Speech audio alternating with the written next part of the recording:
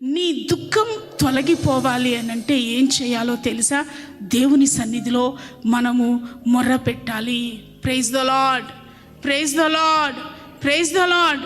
గడిచిన దినాల్లో దుఃఖాన్ని అనుభవించిన దేవుని బిడ్డ, నీవు నీ దేవుని సన్నిధిలో ఈ 25వ సంవత్సరంలో మొరపెట్టడం ప్రారంభించు, కన్నీరు విడవడం ప్రారంభించు, ప్రార్థన చేయడం ప్రారంభించు. ఆయన నీ మొర్ర విని నిశ్చయముగా నిన్ను కరుణించును. ఆయన మాట